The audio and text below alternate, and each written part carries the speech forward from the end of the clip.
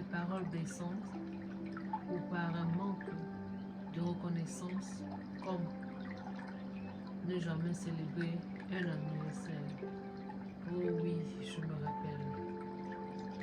Je me rappelle aujourd'hui que on n'avait jamais, jamais et jamais, Seigneur, organisé mon anniversaire. Ça, c'est mon histoire. Je passais le temps à regarder comment on célébrait les anniversaires des autres. Je me mettais au coin pour regarder comment ils célébraient les anniversaires de mes cousins. Je pleurais d'un côté. Je criais à Dieu, Seigneur, où es-tu? Pourquoi je suis ici? Pourquoi ma mère est partie me laisser chez ma grand-mère? Et ma grand-mère qui m'en veut chez moi. Seigneur, il arrivait même des jours où je me posais des questions. Je ne savais même pas quand est-ce que j'avais mon anniversaire. Je ne me reconnaissais même pas le mois de mon anniversaire. Tellement on fêtait ceux des autres. Jamais qu'on a eu à penser que j'existais dans cette maison, que j'étais la bonniche à tout faire. On me reconnaissait quand il fallait vendre la boisson dans la maison aux clients qui venaient acheter à boire dans la maison. C'est là où on savait que j'étais utile. Quand il allait préparer des grosses mamites de nourriture pour des fêtes, là, on me connaissait. Il y avait des moments où on me disait, prends le téléphone, appelle ta mère. Dis-lui que tu souffres. Dis-lui que tu souffres chez ton oncle. Qu'elle vienne te chercher. Seigneur, quel traumatisme d'enfance. Quel traumatisme d'enfance. L'histoire continue.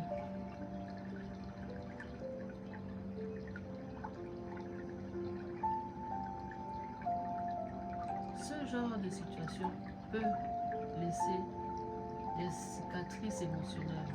Oui, si j'en parle aujourd'hui, c'est parce que j'ai des cicatrices émotionnelles profondes, surtout lorsqu'elles suivent au sein de la famille. Un endroit d'où l'on devrait normalement se sentir en sécurité et aimer. Voici quelques réflexions sur ce que tu as décrit et quelques suggestions pour mieux comprendre la situation et peut-être trouver une voie pour la guérison.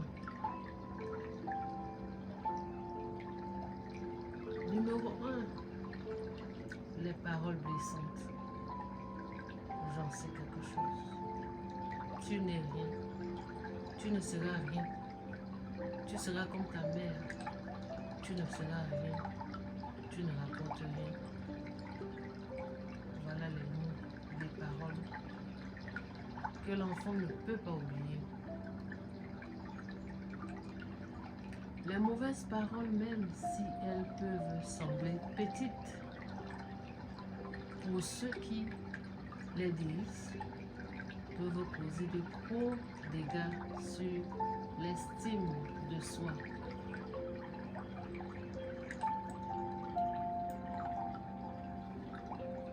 Qu'il s'agit de critiquer, de se moquer ou de remarquer, sarcastiques, elles peuvent affecter la façon dont on se perçoit et sa confiance en soi. Dans ton cas, vive cela au sein de la maison de ton oncle. Ah Seigneur, mon oncle, il ne comprenait même pas ce qui se passait.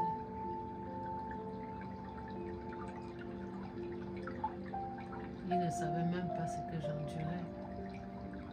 Mais quand les vacances arrivaient, je cherchais le moyen d'aller voir ma grand-mère, juste pour m'échapper de leur maison pour ne plus être abusée émotionnellement, mentalement.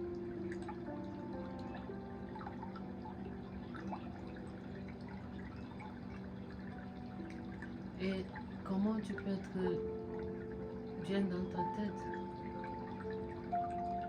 si l'environnement où tu aurais dû te sentir protégé? Ce n'est pas le cas. Deuxième élément, le manque de reconnaissance. Comme n'est pas fêté l'anniversaire d'un enfant. Si vous pouvez savoir ce que ça fait de ne jamais avoir eu un jour un anniversaire venant d'eux qu'on puisse m'organiser. Oh, quelle douleur. Le fait qu'on ne fête pas ton anniversaire n'a jamais été facile.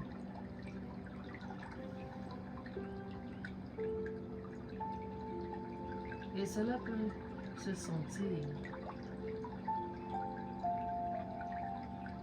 ignoré ou sans importance aux yeux de la famille. Les anniversaires ne sont pas tellement une fête. Ils représentent un moment où l'on se sent spécial, où l'on reçoit de l'attention et de l'amour. Ne pas avoir eu cette reconnaissance peut créer un sentiment d'abandon ou d'injustice. Et effectivement, j'ai eu de l'injustice. J'ai été abandonnée par moi-même, par mon propre sort. Si toi, tu vas aussi dans ce genre de choses, mon conseil, dis-toi que un jour, tu souriras aussi.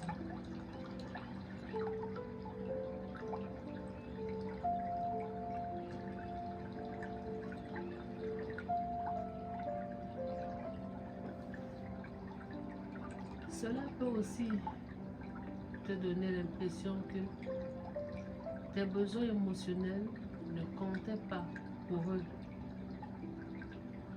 Ce qui peut être extrêmement blessant et conduire à un sentiment de solitude ou de rejet. Effectivement, partout où j'allais, j'étais rejetée. Et même quand j'allais rencontrer ma copine d'enfance, on lui demandait toujours, elle n'a pas de famille, elle est dehors à 7 heures, qu'est-ce qui se passe? Et ils ne comprenaient pas que j'étais en train de fuir la maison de mon oncle. Je cherchais l'abri, je cherchais où dormir, je cherchais... Bon, je serais aimée aussi comme d'autres enfants qui ont leurs parents, comme d'autres enfants qu'on a donné l'amour. J'ai pas eu ça des deux parents. J'ai pas eu d'amour. Comment voulez-vous qu'un homme puisse vous donner de l'amour alors que vous n'en avez pas eu? Dites-moi. Je sais qu'il y en a qui ont ce même problème, sachez qu'il y a un Dieu là-haut qui entend vos pleurs, qui entend vos cris. Il fera tout à son temps. Troisième élément, les pactes émotionnels. Les conséquences de cette maltraitance verbale et du manque de reconnaissance peuvent être variées. La faiblesse d'estime de soi. Lorsque les gens autour de nous rabaissent, il est facile de commencer à croire que nous ne méritons pas mieux.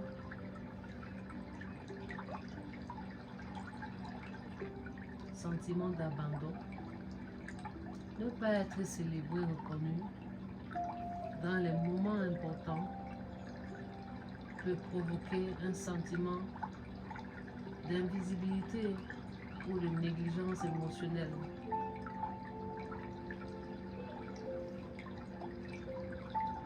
Colère et tristesse. Tu pourras ressentir de la colère contre ceux qui t'ont maltraité ou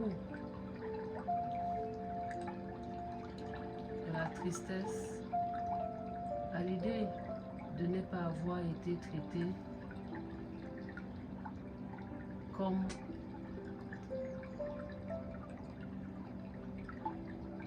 il devrait.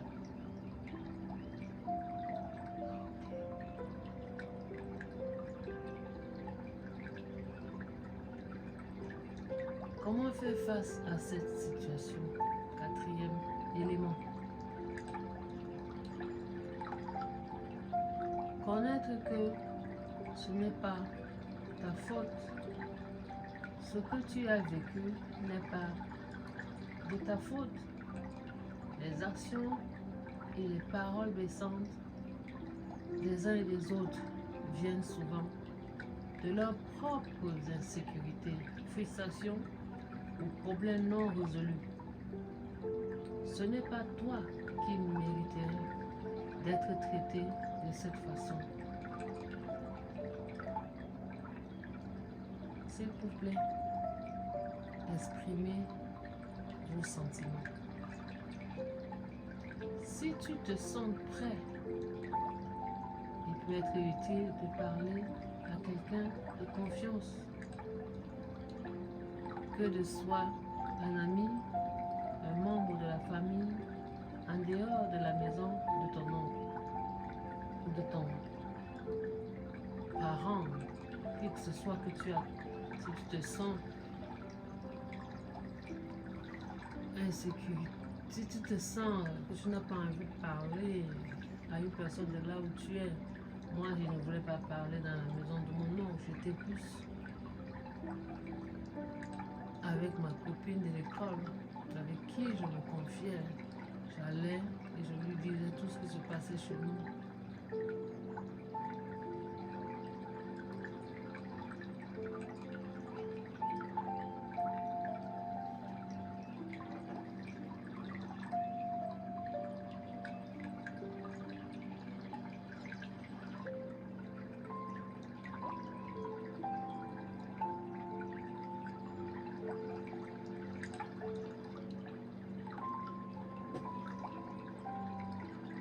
Je restais dans mon coin. Je pleurais. Je me demandais pourquoi on m'a amené ici. Pourquoi n'est pas resté chez ma grand-mère? Elle au moins de me donner de l'amour que j'ai pas eu de ma mère, de mes parents. Jusqu'alors, je pleure ma grand-mère. Cette grand-mère-là, quand j'avais mal, c'est à elle que je me confiais. C'est à elle que je parlais, c'est à elle que je disais tout ce qui m'arrivait. C'est à elle que je mettais ma confiance. C'est elle qui me donnait l'amour. L'amour d'une mère que j'ai pas eu. D'un père que j'ai pas eu. S'il vous plaît. De là où vous êtes, faites tout. Faites tout pour garder vos enfants. Donnez-leur leur amour qu'ils désirent. Même avec les petits moyens que vous pouvez avoir, sacrifiez cet amour-là pour eux. C'est très important, l'amour des parents. Vraiment, c'est très important. Je ne souhaite à personne de passer par ça.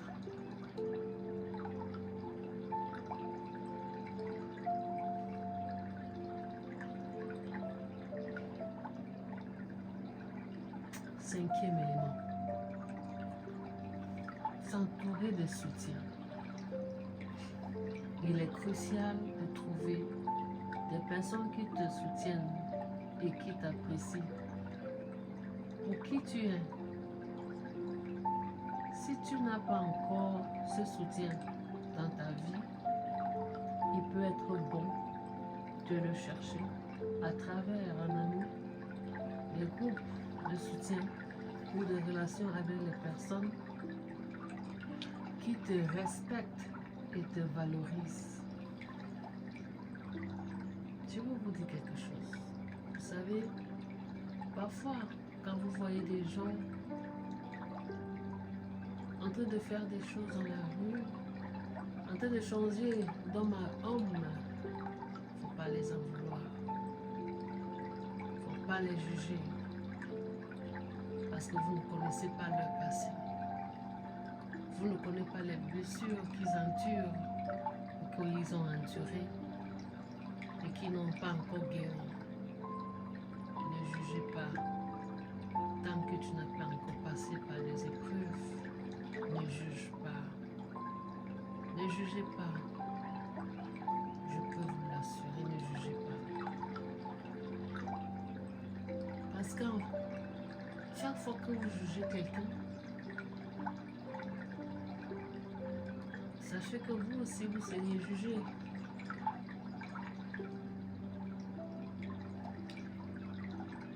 En conclusion,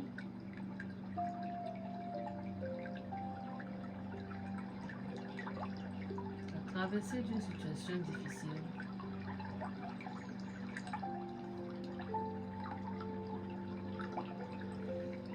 n'est pas tout facile.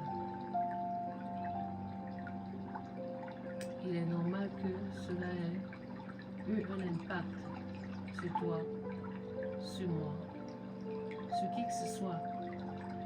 Reconnaître ce que tu as vécu est déjà un premier pas vers ta guérison.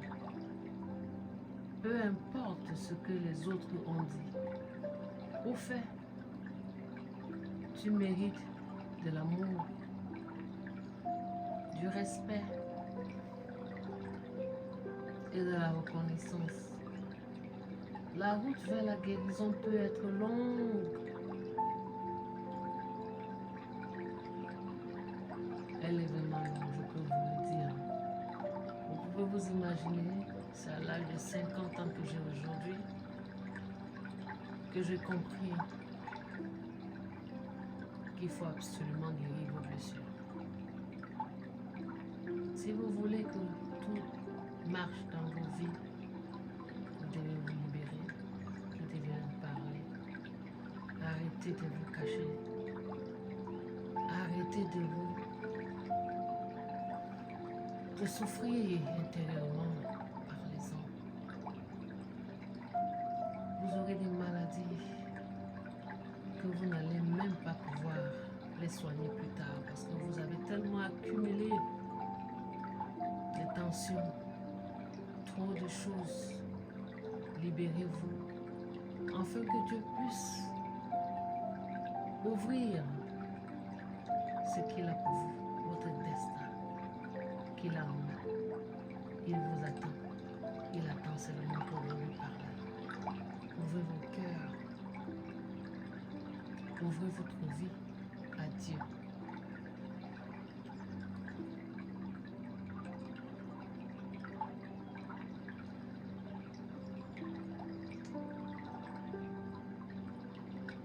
Surtout si tu te permets de t'entourer de personnes positives et de bienveillantes.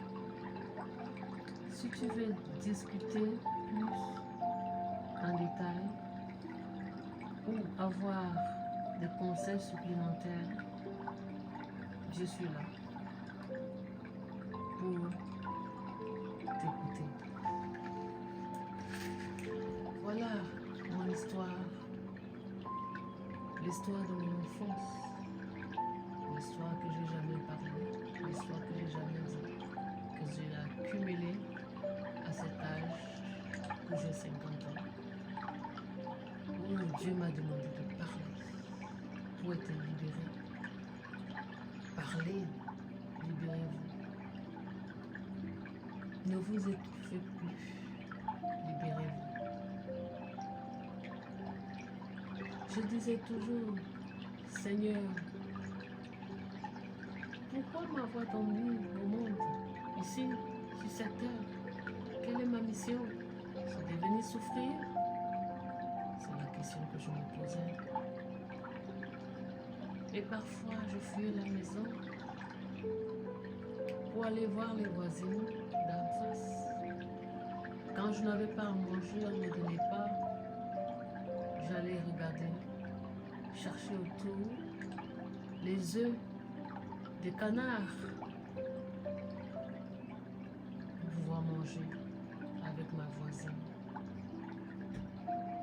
On faisait bouillir les œufs de canard dans des bols pour manger. Je ne souhaite pas ça à quelqu'un. J'ai préparé dans les boîtes pour me nourrir. Petite fillette de 9 ans qui ne savait pas qui était son père. Je n'avais aucune idée qui était mon père. Tous les enfants avaient leurs parents. Ils étaient joyeux de les avoir en face d'eux, à côté d'eux. Mais moi, mon sourire était dehors quand j'allais. Je me cachais dans la maison quand on m'appelait. J'étais toujours dans ma chambre, toujours triste, visage froncé, parce que la souffrance intérieure. Je m'enfermais même quand on voulait asperger le moustiquaire, je crois bien, le timon à l'époque. Dans la chambre, on m'appelle, sors, on doit aspirer le moustiquaire pour chasser les moustiques.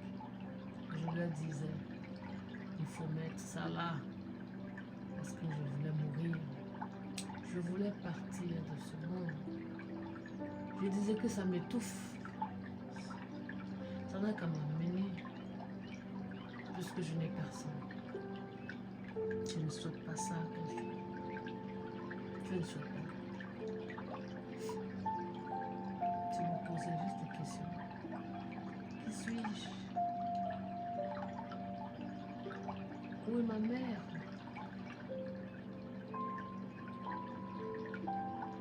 C'est pour ça qu'aujourd'hui je viens vous dire,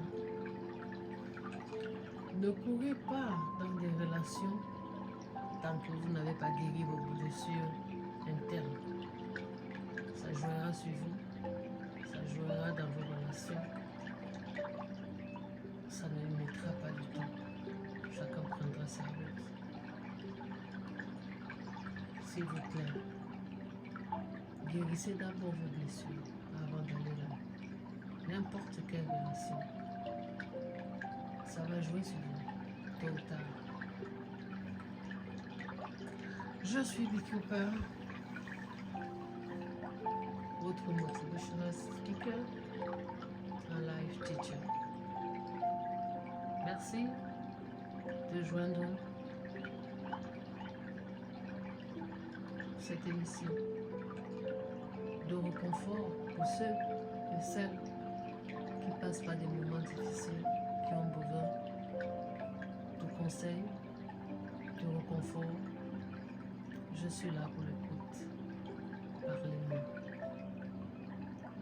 Si vous voulez plus de mes contenus de vidéos, likez, suivez-moi sur ma page. À très bientôt. Si pète à Dieu.